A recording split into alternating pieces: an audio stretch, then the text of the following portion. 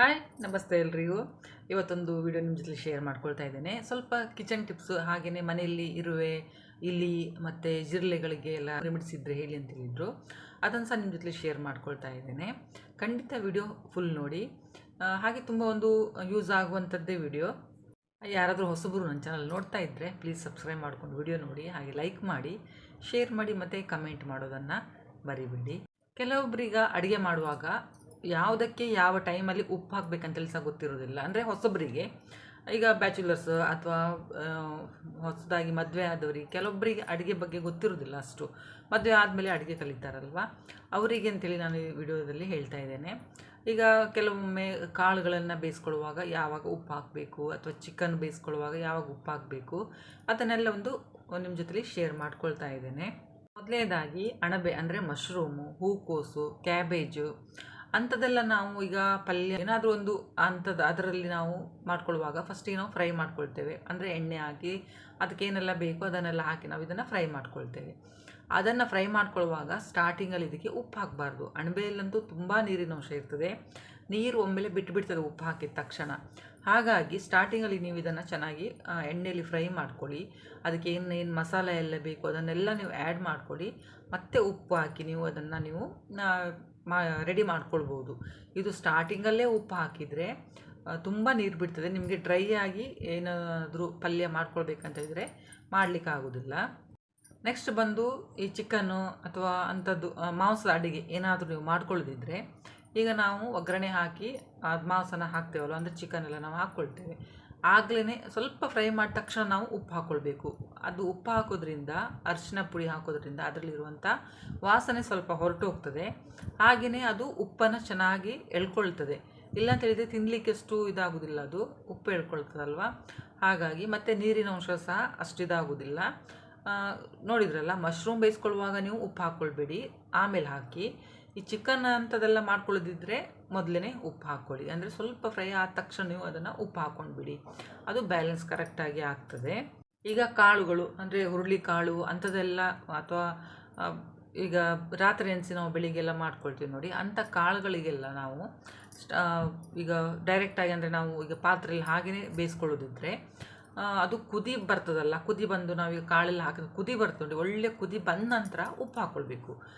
ಉಪ್ಪು ಆ ಟೈಮಲ್ಲಿ ಹಾಕಿದರೆ ಚೆನ್ನಾಗಿ ಬೆಂದು ಬರ್ತದೆ. ನೀವು ಸ್ಟಾರ್ಟಿಂಗಲ್ಲೇ ಕಾಳು ಹಾಕ್ಕೊಳ್ಳುವಾಗಲೇ ಉಪ್ಪು ಹಾಕಿದರೆ ಅದು ಬೆಂದು ಬರೋದಿಲ್ಲ ಬೇಗ.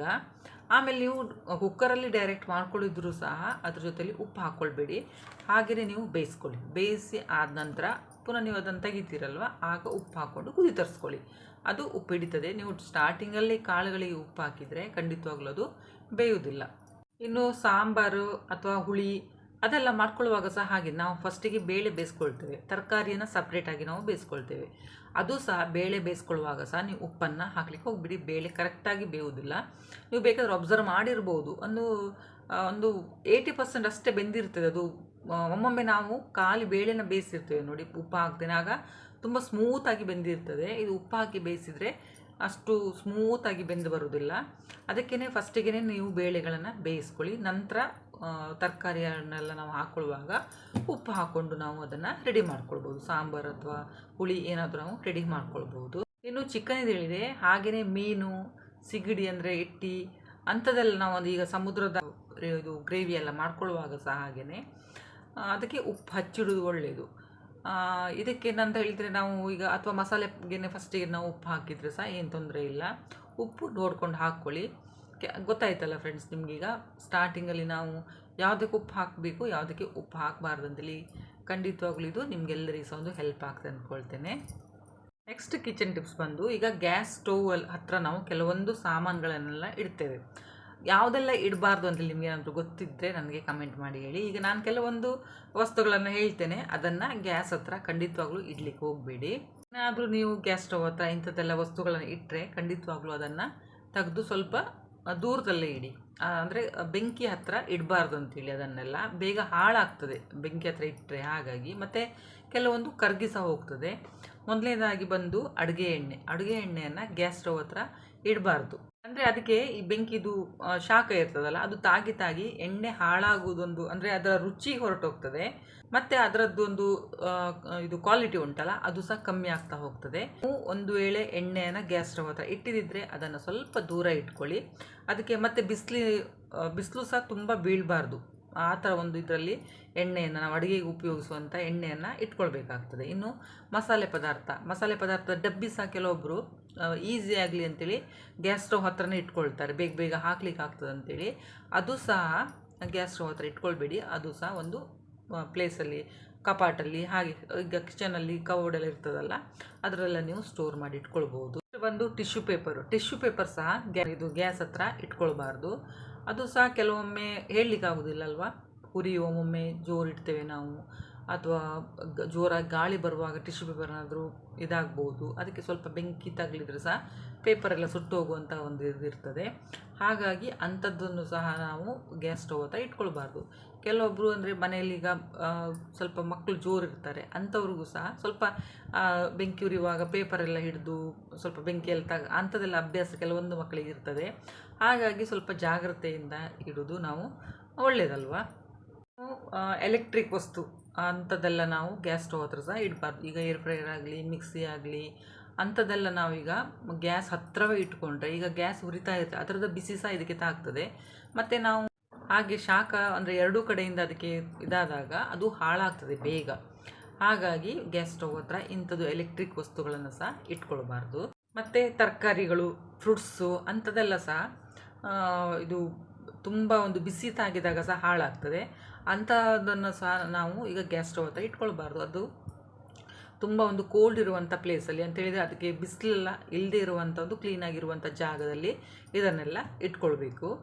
ಗ್ಯಾಸ್ ಸ್ಟವ್ ಹತ್ರ ಅಪ್ಪಿತಪ್ಪಿ ಸಹ ಈ ಥರ ತರಕಾರಿ ಆಗಲಿ, ಫ್ರೂಟ್ಸ್ ಆಗಲಿ ಅಂಥದ್ದೆಲ್ಲ ಇಟ್ಕೊಳ್ಳಿಕ್ಕೆ ಹೋಗಬೇಡಿ. ಇನ್ನು ನೆಕ್ಸ್ಟ್ ಬಂದು ಇದು ಕ್ಲೀನಿಂಗ್ ಇದೆಲ್ಲ, ಅಂದರೆ ಈಗ ಪಾತ್ರೆ ತಿಕ್ಕೋ ಸೋಪ್ ಆಗಲಿ, ಅಥವಾ ಲಿಕ್ವಿಡ್ ಆಗಲಿ, ಹಾರ್ಪಿಕ್ಕು ಅಂಥದ್ದೆಲ್ಲ ಒಮ್ಮೊಮ್ಮೆ ನಾವು ಕಿಚನಲ್ಲಿ ಸ್ಟಾಕ್ ಮಾಡಿ ಇಟ್ಕೊಳ್ತೇವೆ. ಒಬ್ಬರಿಗೆ ಪ್ಲೇಸ್ ಇರೋದಿಲ್ಲ, ಪ್ಲೇಸ್ ಇಲ್ಲದೆ ಇದ್ದರೂ ಸಹ ಒಂದು ಗ್ಯಾಸ್ ಸ್ಟವ್ಗಿಂತ ಸ್ವಲ್ಪ ದೂರ ಎಲ್ಲಾದರೂ ನೀವು ಅದನ್ನು ಸ್ಟೋರ್ ಮಾಡಿ ಇಟ್ಕೊಳ್ಳಿ. ಇದರಲ್ಲಿ ಸ್ವಲ್ಪ ಕೆಮಿಕಲ್ ಅಂಶ ಜಾಸ್ತಿ ಇರ್ತದಲ್ಲ, ಈಗ ಗ್ಯಾಸ್ ಉರಿತಾ ಇರುವಾಗ ನಾವೇನಾದರೂ ಅದನ್ನು ಹತ್ತಿರ ತೊಗೊಂಡೋದ್ರೆ ಬೆಂಕಿ ಅದಕ್ಕೆ ಒಂದು ತಾಗುವಂಥ ಒಂದು ಚಾನ್ಸಸ್ ಇರ್ತದೆ, ಅದರಲ್ಲಿ ಕೆಮಿಕಲ್ ಇರೋದ್ರಿಂದ. ಅಂಥದ್ದೆಲ್ಲ ಅನಾಹುತ ತಪ್ಪಿಸೋಗೋಸ್ಕರ ಈ ಥರದ್ದೆಲ್ಲ ಏನಾದರೂ ವಸ್ತು ಮನೆಯಲ್ಲಿ, ಅಂದರೆ ಗ್ಯಾಸ್ ಸ್ಟವ್ ಹತ್ರ ಏನಾದರೂ ಇದ್ದರೆ ಅದನ್ನು ಸ್ವಲ್ಪ ದೂರ ಇಟ್ಕೊಳ್ಳಿ. ಫ್ರೆಂಡ್ಸ್, ನಿಮಗೆ ಟಿಪ್ಸ್ ಹೇಗೆ ಅನಿಸ್ತಂತೇಳಿ ಕಮೆಂಟ್ ಮಾಡಿ ಹೇಳಿ. ನೋಡಿದ್ರಲ್ಲ ಕಿಚನ್ ಟಿಪ್ಸ್. ಫ್ರೆಂಡ್ಸ್, ನಿಮಗೆ 2 ಥರ ಕಿಚನ್ ಟಿಪ್ಸ್ ನಾನು ನಿಮ್ಮ ಜೊತೆ ಶೇರ್ ಮಾಡ್ಕೊಂಡಿದ್ದೀನಿ, ಹೇಗೆ ಅನ್ನಿಸ್ತಂತೇಳಿ ಪುಟ್ಟ ವಿಡಿಯೋ ನಿಮ್ಮ ಜೊತೆ ಶೇರ್ ಮಾಡ್ಕೊಂಡಿದ್ದೆ. ಈಗ ನೆಕ್ಸ್ಟ್ ಬಂದು ಮನೆಯಲ್ಲಿ ಇಲಿ, ಆಮೇಲೆ ಜಿರಳೆ, ಇರುವೆಗಳ ಕಾಟ ತುಂಬ ಇರ್ತದಲ್ಲ, ಅದಕ್ಕೆ ಒಂದು ಸೊಲ್ಯೂಷನ್ ಹೇಳ್ತೇನೆ. ಮನೇಲಿ ಇರುವಂಥದ್ದನ್ನು ವಸ್ತುವನ್ನು ಅಂತೇಳಿದರೆ, ಈಗ ಕೆಲವೊಂದು ನಾವು ತಂದೇ ಇರ್ತೇವೆ ಮನೆಯಲ್ಲಿ, ಅದನ್ನೆಲ್ಲ ಯೂಸ್ ಮಾಡಿ ನಾವು ಹೇಗೆ ಮಾಡ್ಕೊಳ್ಬೋದು ಅಂತೇಳಿ ತುಂಬ ಸಿಂಪಲ್ ಆಗಿರುವಂಥ ಒಂದು ಐಡಿಯಾ ನಿಮಗೆ ಹೇಳ್ತೇನೆ ನೋಡಿ. ಇಂಥದ್ದೆಲ್ಲ ನಾವು ಮನೆ ಒಳಗಡೆ ಕರಿಬೇಕಂತಲೇ ಇಲ್ಲ, ಇದಕ್ಕೆಲ್ಲ ಇದು ಕರೆದೇ ಬರುವಂಥ ಒಂದು ಅತಿಥಿಗಳಂತಲೇ ಹೇಳ್ಬೋದು. ಇದನ್ನೆಲ್ಲ ಮನೆಯಿಂದ ಓಡಿಸ್ಬೇಕಾಗುತ್ತೆ. ಅಂದರೆ ಕೆಲವೊಮ್ಮೆ ನಮಗೆ ಈ ಫುಡ್ಡೆಲ್ಲ ಒಂದು ಇಟ್ಟಿರ್ತೇವೆ ನಾವು, ಅದಕ್ಕೆಲ್ಲ ಜಿರಳೆ, ಪಲ್ಲಿ, ಇರುವೆ ಅಥವಾ ಇಲಿಗಳ ಕಾಟ ಅಂಥದ್ದೆಲ್ಲ ಇರುವಾಗ ಅದರಿಂದ ಕಾಯಿಲೆಗಳು ಸಹ ಮನುಷ್ಯರಿಗೆ ಜಾಸ್ತಿ ಆಗ್ತಾ ಹೋಗ್ತದಲ್ವ. ಇದಕ್ಕೆ ಬೇಕಾಗಿರುವಂಥ ಇಂಗ್ರೀಡಿಯೆಂಟ್ಸ್ ನೋಡಿ, ಏನು ಹೇಳ್ತೇನೆ ನೋಡಿದರೆ, ಅದಕ್ಕೆ ಬೇಕಾಗಿರೋದು ನೋಡಿ, ನ್ಯಾಪ್ಥಲಿನ್ ಬಾಲ್.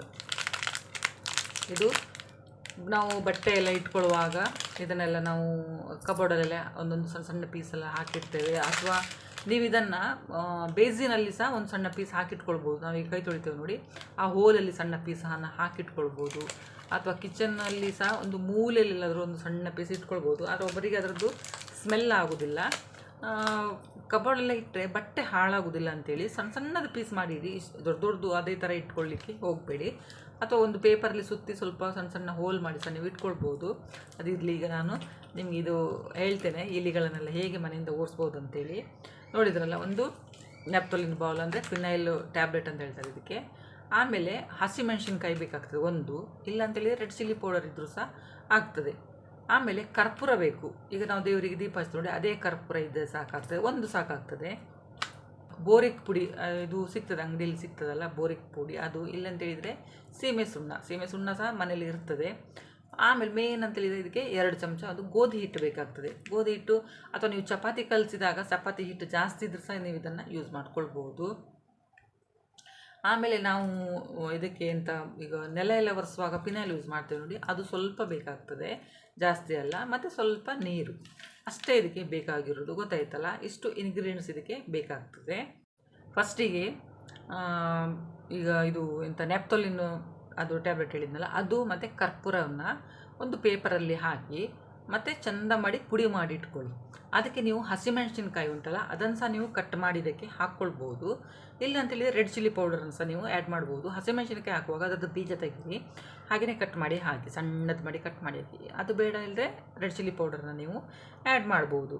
ಅದರ ನಂತರ ಅದಕ್ಕೆ ಬೋರಿಕ್ ಪೌಡರನ್ನು ಹೇಳಿದೆಲ್ಲ, ಅದು ಅಂಗಡಿಯಲ್ಲೆಲ್ಲ ಸಿಗ್ತದೆ ನಿಮಗೆ, ಅದನ್ನು ಹಾಕಿ. ಅದು ಇಲ್ಲ ಅಂತೇಳಿದರೆ ಸೀಮೆ ಸುಣ್ಣ ಇರ್ತದಲ್ಲ, ಅದನ್ನು ಸಹ ಪುಡಿ ಮಾಡಿ ಅದಕ್ಕೆ ನೀವು ಸೇರಿಸ್ಕೊಳ್ಳಿ.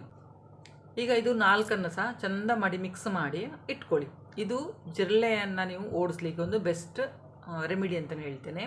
ಎಲ್ಲೆಲ್ಲಿ ನಿಮಗೆ ಜಿರಳೆಗಳ ಕಾಟ ಉಂಟು ಅಲ್ಲೆಲ್ಲ ಈ ಪೌಡರನ್ನೆಲ್ಲ ನೀವು ಸ್ವಲ್ಪ ಹಾಕ್ಕೊಳ್ಬೋದು. ಇನ್ನು ನೆಕ್ಸ್ಟ್ ಬಂದು ಗೋಧಿ ಹಿಟ್ಟು ಹೇಳಿದ್ನಲ್ಲ ನಾನು, ಗೋಧಿ ಹಿಟ್ಟಿಗೆ ಸ್ವಲ್ಪ ನೀವು ಡೆಟಾಲ್ ಮತ್ತು ಈಗ ನಾವು ಫ್ಲೋರ್ ಕ್ಲೀನ್ ಮಾಡ್ತೇವಲ್ವ ಅಂಥದ್ದು ಪಿನೈಲ್, ಅದನ್ನೆಲ್ಲ ನೀವು ಮಿಕ್ಸ್ ಮಾಡಿ ಅದನ್ನು ಚೆಂದ ಮಾಡಿ ಕಲಿಸ್ಕೊಳ್ಳಿ. ಹಿಟ್ಟನ್ನು ಸ್ವಲ್ಪ ನೀರು ಹಾಕಿ ಬೇಕಾದರೆ ಕಲಿಸ್ಕೊಳ್ಳಿ, ಜಾಸ್ತಿ ಹಾಕಲಿಕ್ಕೆ ಹೋಗಬೇಡಿ. ಸ್ವಲ್ಪ ಡೆಟಾಲ್ ಹಾಕಿ, ಸ್ವಲ್ಪ ಪಿನೈಲ್ ಹಾಕಿ ಮತ್ತು ಸ್ವಲ್ಪ ನೀರನ್ನು ಆ್ಯಡ್ ಮಾಡಿ ಅದನ್ನು ಹಿಟ್ಟನ್ನು ಚೆಂದ ಮಾಡಿ ಕಲಿಸ್ಕೊಳ್ಳಿ. ಅದರ ನಂತರ ಅದನ್ನು ರೌಂಡಾಗಿ, ಸ್ವಲ್ಪ ಸಣ್ಣದಾಗಿ ರೌಂಡಾಗಿ, ಒಂದು ಕಡಲೆಕಾಳಿನಷ್ಟು ಅಷ್ಟು ದೊಡ್ಡದಾಗಿ ಒಂದು ಬಾಲ್ ಥರ ಮಾಡ್ಕೊಳ್ಳಿ. ಇದನ್ನು ನೀವು ಸ್ಟೋರ್ ಮಾಡಿ ಸಹ ಇಟ್ಕೊಳ್ಬೋದು. ಈ ಉಂಡೆಗಳ ರೆಡಿ ಮಾಡಿದ ನಂತರ ಇದನ್ನು ನೀವು ಕಿಚನಲ್ಲಿ ಎಲ್ಲೆಲ್ಲಿ ನಿಮಗೆ ಈಗ ಜಿರಳೆ ಆಮೇಲೆ ಇರುವೆ ಇಲಿಗಳು ಎಲ್ಲ ಹೆಚ್ಚಾಗಿ ಎಲ್ಲಿಂದ ಬರ್ತಂತೇಳಿ ಗೊತ್ತಾಗ್ತದಲ್ಲ, ಅಲ್ಲೆಲ್ಲ ನೀವು ಇದನ್ನೆಲ್ಲ ನೀವು ಒಂದೊಂದನ್ನು ಇಟ್ಕೊಳ್ಬೋದು. ಜಾಸ್ತಿಯಾಗಿ ನಮಗೆ ಕಿಚನಲ್ಲಿ ಇರುವೆ ಮತ್ತು ಜಿರಳೆಗಳ ಕಾಟ ಜಾಸ್ತಿ ಇರ್ತದಲ್ಲ, ಅಲ್ಲೆಲ್ಲ ನೀವು ಮೂಲೆಯಲ್ಲಿ ಇದನ್ನೆಲ್ಲ ಇಟ್ಕೊಳ್ಬೋದು. ಮತ್ತು ಫ್ರಿಜ್ಜಿದು ಹಿಂದುಗಡೆ ಸಹ ನೀವು ಇದನ್ನು ಹಾಕಿ ಇಡ್ಬೋದು. ಬ್ಯಾಗ್ ಅಂದರೆ ಈಗ ಗೋಡೆ ಹತ್ರ ನಾವು ಇರ್ತೇವಲ್ಲ, ಆ ಗೋಡೆ ಹತ್ರ ಸಹ ಇದನ್ನೆಲ್ಲ ಇಡ್ಬೋದು. ಅನಿಸ್ಬೋದು ಇದು ಮಾಡಿದರೆ ಹೇಗೆ ಹೋಗ್ತದೆ ಅಂತೇಳಿ. ಅಂದರೆ ಇದರಲ್ಲಿ ಈಗ ಪಿನೈಲ್, ಕರ್ಪೂರ ಅದೆಲ್ಲ ಇರೋದ್ರಿಂದ ಅದರ ವಾಸನೆಗೆ ಈ ನೊಣ ಅಂತೂ ಬರುವುದೇ ಇಲ್ಲ. ನೋಡಿದ್ರಲ್ಲ ನೀವೀಗ, ಅಂದರೆ ಪಿನೈಲ್ ಒರೆಸುವಾಗ ನೊಣ ಬರುವುದೇ ಇಲ್ಲ. ಹಾಗಾಗಿ ಜಿರಳೆಗಳು ಸಹ ಬರುವುದಿಲ್ಲ, ಇಲಿಗಳು ಸಹ ಅದರ ವಾಸನೆಗೆ ಹೊರಟೋಗ್ತದೆ. ಮತ್ತು ಅದರಲ್ಲಿ ಹಸಿಮೆಣಸಿನ್ಕಾಯಿ ಮತ್ತು ಬೋರಿಕ್ ಪೌಡರು ನಾವು ಯೂಸ್ ಮಾಡಿರ್ತೇವಲ್ವ, ಹುಳ ಎಲ್ಲ ಬರ್ದಿದ್ದಾಗೆ ನಾವೀಗ ಬೋರಿಕ್ ಪೌಡರನ್ನು ಯೂಸ್ ಮಾಡ್ತೇವೆ ನೋಡಿ. ಹಾಗಾಗಿ ಜಿರಳೆಗಳು ಅಂಥದ್ದೆಲ್ಲ ಬರೋದಿಲ್ಲ. ಖಂಡಿತ ಯೂಸ್ ಮಾಡಿ ನೋಡಿ ಇದೆಲ್ಲ ನೀವು. ಮತ್ತು ಹಸಿಮೆಣಸಿನ್ಕಾಯಿ ಒಂಥರ ಘಾಟ್ ಅಲ್ವ ಅದು ಇಲ್ಲ ಅಂತೇಳಿದ್ರೆ ಈಗ ರೆಡ್ ಚಿಲ್ಲಿ ಪೌಡರ್ ಸಹ ತುಂಬ ಘಾಟ್ ಹೊಡಿತದೆ, ಅದೆಲ್ಲ ತಡ್ಕೊಳ್ಳೋದಿಲ್ಲ ಇಲಿಗಳೆಲ್ಲ. ಹಾಗಾಗಿ ನಾನು ಇದನ್ನೆಲ್ಲ ನಿಮಗೆ ಹೇಳಿದ್ದು. ನೀವು ಈ ಥರ ಖಂಡಿತವಾಗ್ಲೂ ಈ ಥರ ಎಲ್ಲ ನೀವು ಮಾಡಿಟ್ಕೊಂಡ್ರೆ ಜಿರಳೆ ಸಹ ಬರುವುದಿಲ್ಲ, ಆಮೇಲೆ ನೊಣ ಸಹ ಬರುವುದಿಲ್ಲ, ಇರುವೆಗಳು ಕಮ್ಮಿ ಆಗ್ತಾ ಹೋಗ್ತದೆ, ಮತ್ತು ಇಲಿಗಳ ಕಾಟ ಸಹ ಸ್ವಲ್ಪ ಕಮ್ಮಿ ಆಗ್ತಾ ಹೋಗ್ತದೆ. ಫ್ರೆಂಡ್ಸ್, ಇದು ನಿಮಗೆ ಹೇಗೆ ಅನಿಸ್ತಂತೇಳಿ ಸಹ ಕಮೆಂಟ್ ಮಾಡಿ ಹೇಳಿ. ನೋಡಿ, ಜಿರಳೆ ಇರುವೆ ಮತ್ತು ಇಲಿಗಳನ್ನೆಲ್ಲ ಹೇಗೆ ಓಡಿಸ್ಬೋದು ಮತ್ತು ನೊಣ ಸಹ ಹೇಗೆ ಕಮ್ಮಿ ಮಾಡ್ಕೊಳ್ಬೋದು ಅಂತೇಳಿ. ವಿಡಿಯೋ ನೋಡಿದ್ದಕ್ಕೆ ಥ್ಯಾಂಕ್ ಯು.